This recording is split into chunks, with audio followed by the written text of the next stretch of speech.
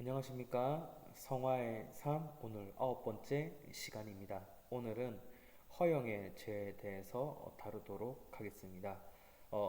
지금 7가지 대죄에 대해서 다루는데 오늘까지 하면 사실은 8번째 죄를 소개를 시켜드리는 것이 됩니다. 이 허영이라는 것은 어, 교만이랑 바뀌어서 대체되어서 7가지 죄 목록에 들어가기도 하고 교만 대신에 들어가기도 하고 허영이 빠지고 교만이 들어가기도 했습니다. 그만큼 교만과 허영은 비슷한 속성을 갖고 있습니다. 인간 역사상, 인류 역사상 예로부터 지금까지 사람은 자신이 얼마나 뛰어난 존재인지 행복한 존재인지 남들에게 드러내고 공유하고 싶은 그런 욕망을 가지고 있습니다. 요즘은 특별히 이 SNS라는 것이 굉장히 많이 발달했습니다. 그래서 SNS를 통해서 광고도 하지만 내가 얼마나 잘 살고 있는지, 행복하게 살고 있는지, 내가 얼마나 똑똑한 사람인지, 내가 얼마나 돈이 많은지, 이런 것들을 자랑하는 그런 문화가 우리 가운데 굉장히 익숙하게 자리 잡고 있습니다. 허영의 정의에 대해서 간단하게 설명을 드리자면, 허영이란 것은 타인의 인정과 칭찬을 지나치게 받으려 하는 무질서한 욕망이다. 이렇게 우리가 허영을 정의할 수 있겠습니다. 이 이미지를 보시겠습니다. 왼쪽에는 상당히 고생스럽지만 고생스러운 것에 비해서 드러나지 않는 일들의 목록이 나열되어 있습니다. 육아를 하고 있고요. 서류를 들고 이제 비서 역할을 하는 그런 이미지가 있고요. 그리고 화장을 시켜주고 있습니다. 메이크업 일러스트 역할을 하고 있죠. 메이크업 아티스트 역할을 하고 있죠. 그래서 연예인이나 이제 방송을 하는 사람들에게 화장을 해서 그 사람들이 화면에 잘 나오게 하는 그런 역할을 합니다. 이런 역할들이 중요하고 수고스럽습니다. 그런데 정작 대중들 앞에, 사람들 앞에 드러나지는 않습니다.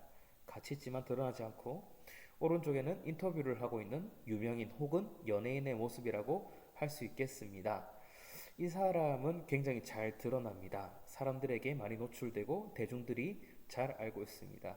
똑같은 고생과 수고를 한다고 하면 우리는 당연히 후자 쪽을 선택합니다. 이왕 고생하고 노력하는 것 더 많이 알려지기를 원하고 사람들이 나를 더 이해해주고 나에게 더 관심과 인정을 더 많이 주기를 원합니다. 이것은 어떻게 보면은 우리가 자연스러운 것이라 할 수 있겠습니다. 토마스 아퀴나스라고 하는 제가 계속해서 이제 언급한 이 학자는 인정받고 칭찬받고자 하는 욕망은 자연스럽다라고 이야기합니다. 우리는 누구나 인정받고 칭찬받는 것을 좋아합니다. 이것을 싫어하는 사람은 아마 잘 없을 것입니다. 부끄러움을 느낄 수는 있겠지만 쑥스러움을 느낄 수 있겠지만 이것 자체를 부정적으로 생각하는 사람은 잘 없을 것입니다. 윌리엄 이언 밀러라는 학자는 하지만 이런 자연스러운 욕망은 쉽게 변질된다 이렇게 이야기합니다. 인정받고 칭찬받고자 하는 욕망은 자연스럽고 그 자체가 죄는 아니지만 이것이 변질되어서 이것을 인정받고 칭찬받고자 하는 것을 따라가다가 이제 죄를 짓는 그런 단계까지 간다고 하는 것입니다.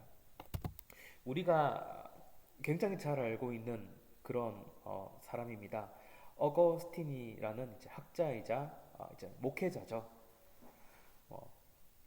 중세 시대의 그 신학을 거의 정립했다고 할 수 있는 시초라고 할 수 있는 굉장히 뛰어난 위대한 교부라고 할 수 있습니다. 어거스틴이 고백록이라고 하는 굉장히 유명한 책에서 이 허영심에 대한 이야기를 합니다. 어거스틴이 어린 시절에 과일배 있지 않습니까? 먹는 과일배를 훔쳤다고 합니다. 그런데 그 배를 훔친 것이 배가 고파서 훔친 것이 아니라 친구들 앞에서 장난을 치는데 그 장난치는 것으로 인정받고 싶어서 친구들에게 어떤 깊은 인상을 남기기 위해서 도둑질을 했다고 그렇게 이야기를 합니다. 또 다른 허영에 대한 이야기를 하는데 어거스틴이 어릴 때부터 이제 라틴어를 공부를 했고 또 수사학을 굉장히 공부를 잘 해가지고 뛰어난 학문적 업적을 잘 거두었습니다. 그런데 어거스틴이 이 어렸을 때 배를 훔쳤던 동기, 그리고 열심히 공부해서 학문적인 업적을 거둔 동기가 똑같다고 이야기합니다. 그것은 바로 인정을 받고자 하는 그릇된 욕망, 허영심이라고 그렇게 이야기합니다.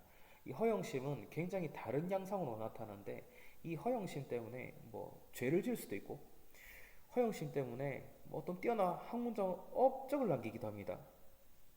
그런데 어거스틴이 말하기를 뛰어난 학문적 업적을 남겼는데 그것을 통해서 내가 재판장에서 당시 수사학이 재판을 할 때 굉장히 필요한 항목이었습니다. 수사학은 이제 사람을 설득시키는 이 웅변하는 학문이기 때문에 그 재판장에서 이 수사학을 사용해서 약자를 대변하고 이런 데 관심이 있는 것이 아니라 자신의 지식을 얼마나 뛰어나게 화려하게 빛나게 밝힐 수 있을 것인지 여기 관심이 많았다고 합니다. 그래서 이 허영심이란 것은 굉장히 다양한 양상으로 드러날 수 있다는 것을 우리는 어거스틴을 통해서 알고 있습니다. 알 수 있습니다. 이 허영에는 생존의 문제가 달려 있습니다. 생존의 문제. 어, 과거 사회도 그랬고 지금의 사회도 비슷할 겁니다. 더 심하거나 자신을 최대한 드러내야 가치를 인정받습니다. 예를 들어서 어, 제가 공부를 굉장히 많이 했어요. 예시입니다.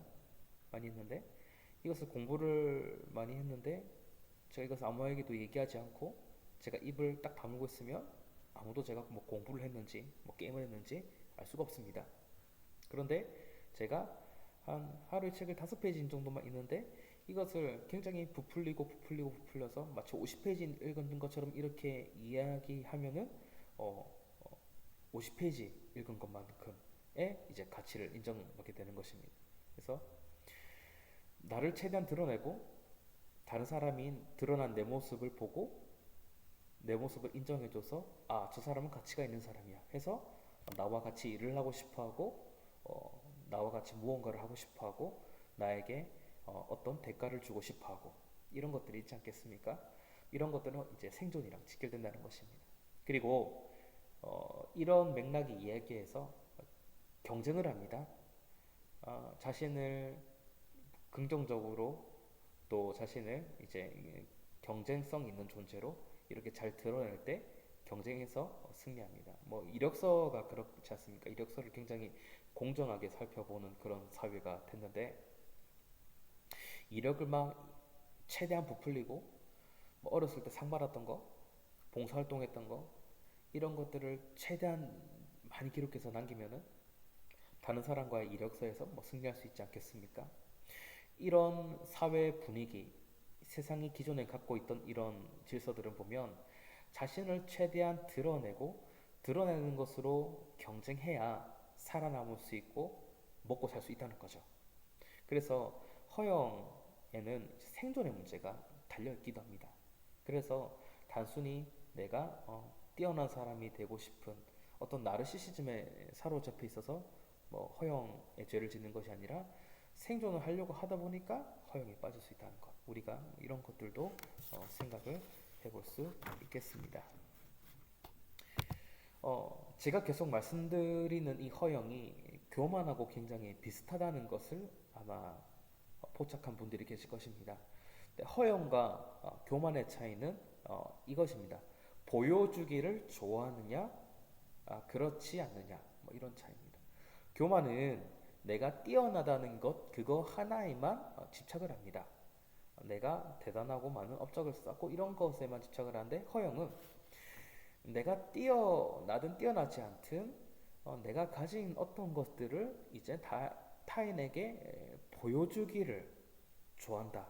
이런 차이가 있다고 하는 것입니다. 그래서 이 허영과 교만은 차이가 없어 보이고 굉장히 헷갈리는 개념이지만 허영은 보여주기를 좋아한다는 것. 이것을 기억하시면 되겠습니다.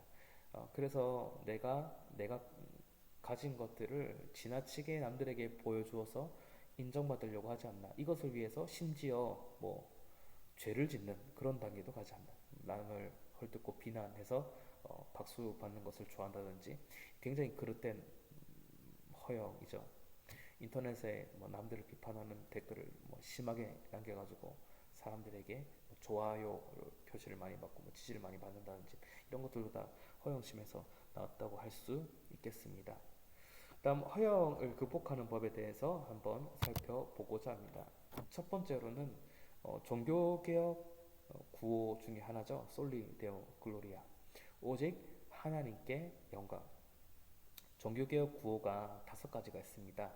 오직 믿음에서 시작해서 솔라 피데, 그 다음에 오직 은혜, 솔라 그라티아, 그 다음에 오직 뭐 예수 그리스도, 솔로스 크리스토스, 그 다음에 오직 성경, 솔라 스크립투라, 그 다음에 오직 하나님께 영광, 뭐 이렇게 5개가 있는데 오직 하나님께 영광은 신학의 목적이 사람의 목적이 오직 하나님께 영광 돌리는 데 있다고 하는 것입니다. 하나님만 궁극의 영광을 받으실 분이라고 이렇게 하는 것인데 이 종교개혁의 맥락에서는 오직 하나님께 영광이 이렇게 쓰였습니다. 성직자에게 영광을 돌리는 것이 아니라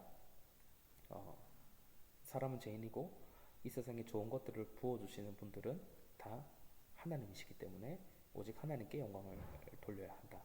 이런 맥락에서 쓰였습니다. 사람을 선택하시고 구원하시고 사명을 주시고 사용하시는 건 궁극적으로 하나님이시죠. 그래서 우리가 뛰어난 지식을 가졌다거나 우리가 어떤 부와 명성을 얻었다거나 이것은 궁극적으로 하나님께서 우리에게 주신 것으로 읽어낸 것입니다. 그래서 우리가 나의 영광, 나의 명예, 나의 명성을 드러내는 것이 아니라 오직 하나님께 영광을 돌려드려야 된다는 것. 이것을 우리가 기억을 해야 합니다. 그 다음에 허영을 극복하는 법은 위선이 우리의 삶을 좀먹는다는 사실을 기억하는 것입니다. 위선이라고 하는 것은 가면을 쓰는 것이죠. 이제 바리새인들이 대표적으로 이제 위선을 행하는 자들이었는데 우리가 나의 모습이 아닌 다른 가면을 쓰고 있으면 그것이 우리의 삶을 좀먹습니다. 예를 들어서 내가 돈이 많지 않은데 자꾸 SNS에다가 혹은 다른 사람들에게다 명품을 막 이렇게 구입하고 명품으로 나를 치장하는 것을 습관을 들였다고 그렇게 생각해 봅시다. 대표적인 허영이죠. 물질에 대한. 그러면은 그것을 위해서 자꾸 다른 데서 돈을 각출해야 하고 심지어 빚을 지기도 하고 고금리에 대출을 당겨 쓰기도 하고 이렇게 해서 막 명품으로 막 이렇게 나 자신을 치장해 버리면은 어떻게 되겠습니까? 궁극적으로는 기본적인 의식주가 해결이 안 되는 그런 일도 생기겠죠. 관리비가 밀린다든지, 수도 요금이 밀린다든지 이런 일이 생기지 않겠습니까? 제가 극단적인 예시를 든 거지만 어쨌든 위선은 우리의 삶을 좀먹는다. 이것을 기억을 해야 할 것입니다. 다 똑같습니다. 신앙생활 하는 부분이라든지 그 다음에 물질을 쓰는 부분이라든지 뭐 여러 가지 부분에서 원래 나의 모습이 아닌데 나의 모습이 아닌 다른 모습을 자꾸 흉내내다 보면은 그 모습 맞춰 살다 보면은 우리 삶의 근간과 기본이 흔들리고 우리의 삶이 좀먹힌다고 하는 것입니다. 그리고 우리는 그 자체로 존귀한 존재라는 것을 기억해야 합니다. 사람은 원래 존엄한 존재고 기독교적인 관점에서 사람은 하나님의 형상으로 지음 받았습니다. 우리가 뭐 지식이 있든 뭐 돈이 많고 적든 우리가 뭐 세상에서 많은 것을 이루었든 이루지 못했든 상관없이 우리는 하나님께서 창조하신 존귀한 존재고 존재하는 것 자체로도 가치가 있는 존재입니다. 그것을 기억해야 합니다. 우린 누구나 태어났을 때부터 축복받았고 사랑받았고 누군가의 귀한 자녀이고 누군가의 존경받는 아버지이고 누군가의 사랑하는 배우자이고 그리고 친애하는 동력자이고 그리고 소중한 친구이고 우리는 다 이렇게 존귀한 존재입니다. 이것을 잘 기억하고 또 교회 지체들이 서로가 서로를 존귀한 존재로 여겨줄 때 우리가 우리 사회를 물들이고 젖먹고 있는 이 허영을 극복할 수 있을 것입니다. 그리고 허영이 드러나는 대표적인 수단이 바로 이 말입니다.